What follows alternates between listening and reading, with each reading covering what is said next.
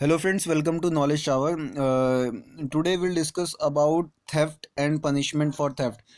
ये जो theft है वो हमारा सेक्शन 378 में दे रखा है और punishment for theft दे रखा है सेक्शन 379 में. So section 378 is related to theft.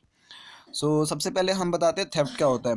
Theft क्या है कि whoever intended to take dishonestly any movable property out of the possession of any person without that person's consent move that property in order to such taking is said to commit theft.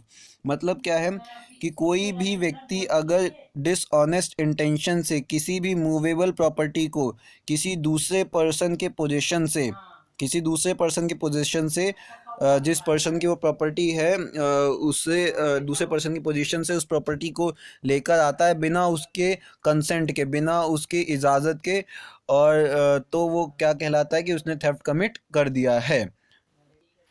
अच्छा, अब essential ingredients अब देखते हैं theft के क्या है. पहली चीज़ तो क्या है, इंटेंशन होना चाहिए. डिसऑनेस्ट इंटेंशन मतलब intention to take dishonestly, intention होना चाहिए ताकि डिसऑनेस्टली आप प्रॉपर्टी ले जाओ. कोई भी मूवेबल प्रॉपर्टी, कोई भी मूवेबल प्रॉपर्टी. इंग्रेडिएंट्स क्या है, पहला intention to take dishonestly any movable property, taking out of the possession of another person, किसी दूसरे पर्सन की पोजीशन से और बिना उसकी इजाज़त के, taking without consent, moving property in order to such taking, और प्रॉपर्टी को मूव करना ताकि उसको लेके आ सको. तो ये क्या है, ये है इसेंशियल इंग्रेडिएंट्स थेफ्ट के.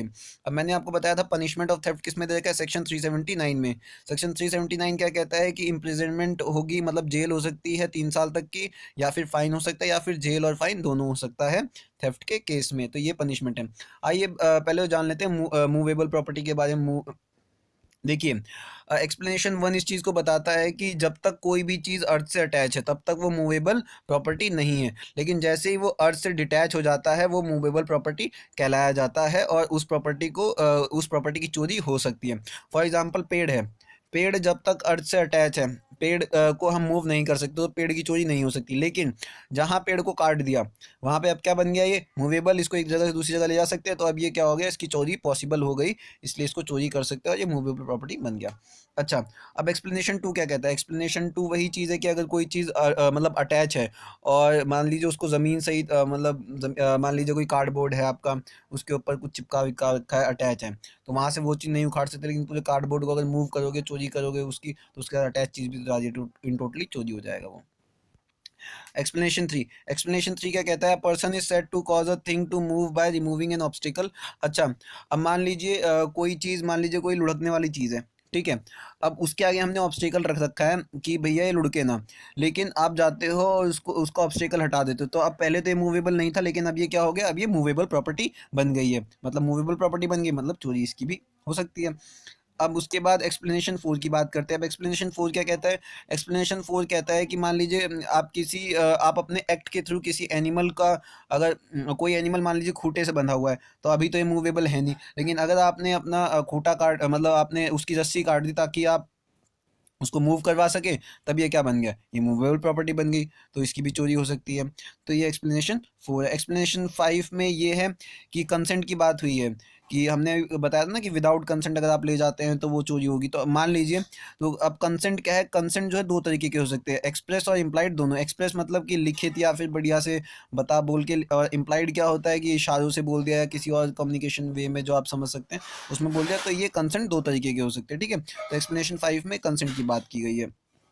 अब हम आते हैं एग्जाम्पल्स पे. इसके कुछ एग्जाम्पल, मान वही ट्री वाला एग्जाम्पल कि ए ने जेड की कोई ज़मीन है, उससे ए ने क्या किया, ट्री काट लिया, ठीक है, और ताकि वो अपने साथ उसको ले जा सके. तो जैसे ही उसने ट्री काटा ताकि वो अपने साथ ले जा सके, वो क्या हो गया, थेफ्ट कमिट कर दिया उसने.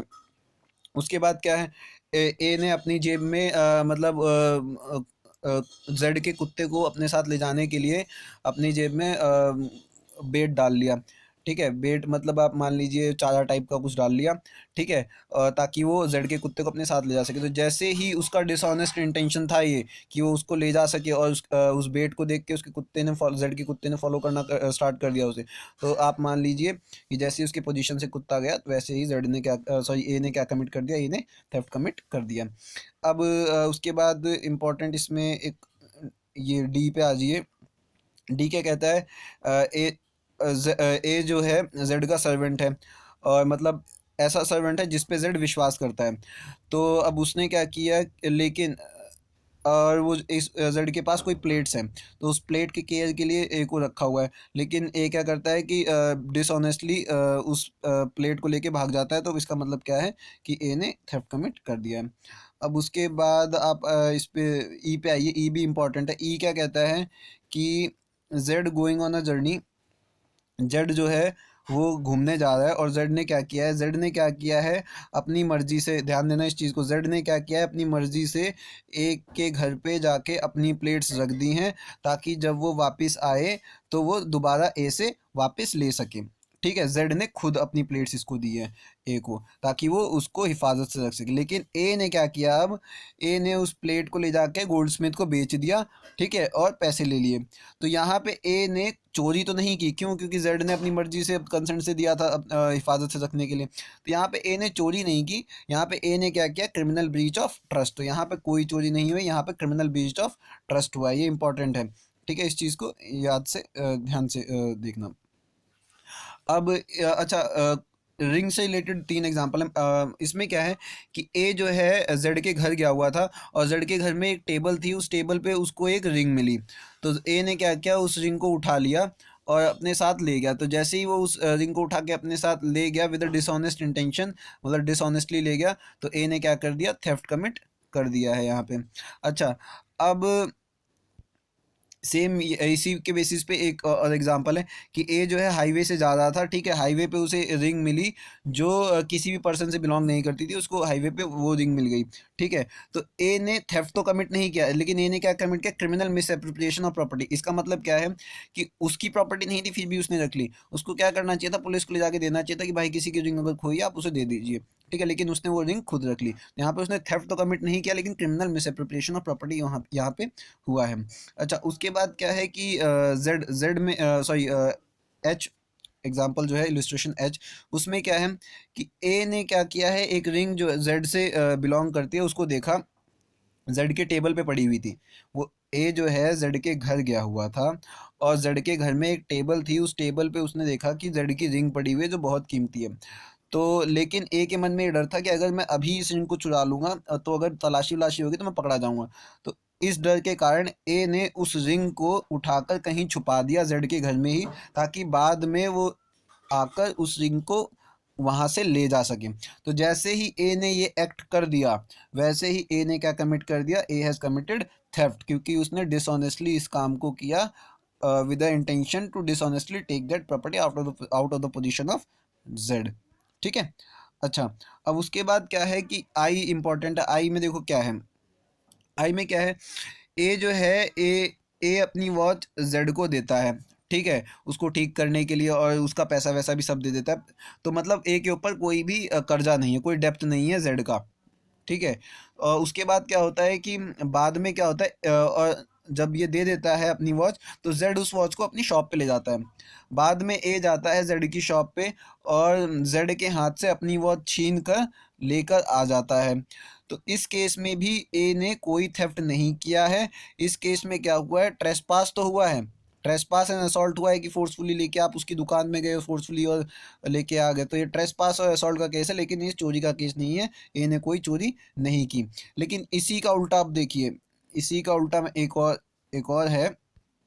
इसमें क्या है कि इसमें ए के ऊपर जेड का कर्जा है, ए के ऊपर जेड का कर्जा है, मतलब जेड ने इसको कोई कर्जा दे रखा था, और उस फॉर रिपेयरिंग द वॉच, मतलब इसमें क्या है, इस केस में है कि ए ने अपनी वॉच जो है जेड को बनाने को दी थी। ठीक है, अब ए ने पैसे चुकाए नहीं उसके, और इसका मतलब ये हो गया कि जेड का कर्जा हो गया ए के ऊपर, डेप्थ में है। तो and if Z retain the watch lawfully, और जेड जो है लॉफुली उस वॉच को, इसका मतलब रिटेन कर सकता है जब तक उसके पैसे ना दिए जाएं रिपेयरिंग के। लेकिन अब ए जाता है और फोर्सफुली अपनी वॉच वैसे ही छीन के ले आता है जैसे पहले छीन के ले आया था।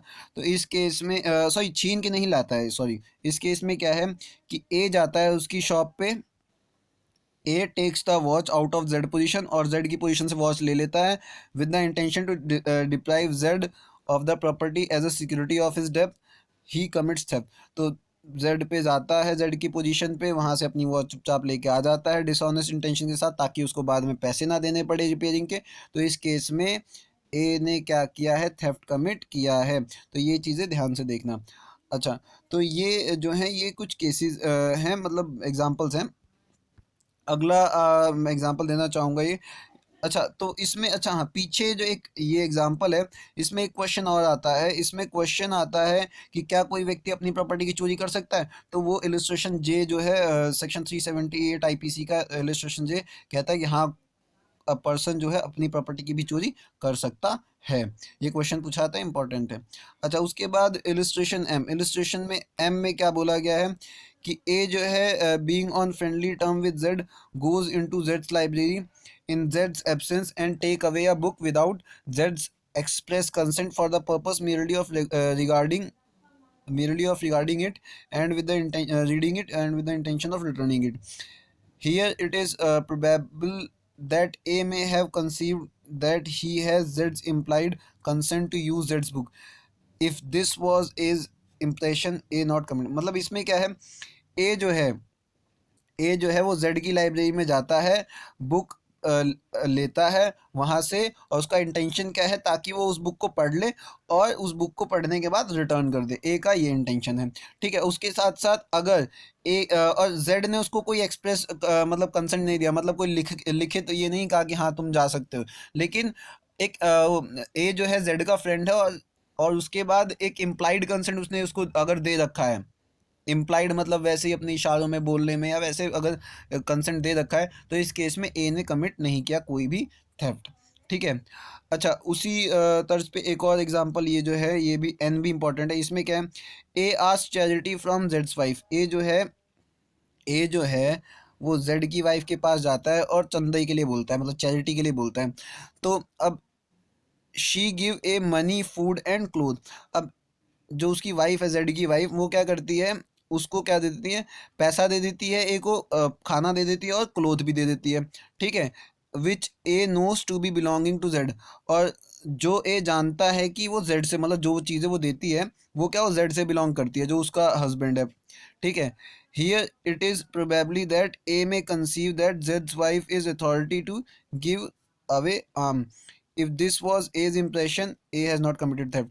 तो अगर इस केस में अगर मतलब ए को पता है कि वो सारी जेड की चीज़ है, लेकिन अगर जो उसकी जेड की वाइफ है, अगर वो जानता है कि उसकी अथॉरिटी में है ये चीज़ें देना और वो दे रही है, तो ए ने कोई कमिट नहीं किया थेफ्ट, ठीक है। लेकिन इसका उल्टा, अब इसका उल्टा देखिए, इसमें क्या है कि इसमें जो है, अच्छा चलिए अब पी पे आते। A in a good faith believing belonging to Z to be as own property takes that property. अच्छा, ये इंपॉर्टेंट है। इसमें क्या है, ए जो है, ए का मतलब गुड फेथ है। मान लीजिए दो पेन है, सिमिलर पेन है, ठीक है। ए और जेड के पास दो पेन है, मतलब ए के पास एक पेन है, एक जेड के पास, दोनों के पास सेम सेम पेन है। तो ए मतलब एक गुड इंटेंशन के साथ उसको लगता है कि जो जेड वाला पेन है वो उसी का पेन है, तो वो पेन वो अपने साथ लेके चला जाता है, ठीक है। वो पेन अपने साथ लेके चला जाता है, तो इस केस में उसने थेफ्ट नहीं किया। सिमिलरली मान लीजिए ए, जेड और बी हैं, ठीक है। ए जो है वो जेड बी का फ्रेंड है, तो ए जब जेड के पास जाता है, वो देखता है कि कोई प्रॉपर्टी है, ठीक है।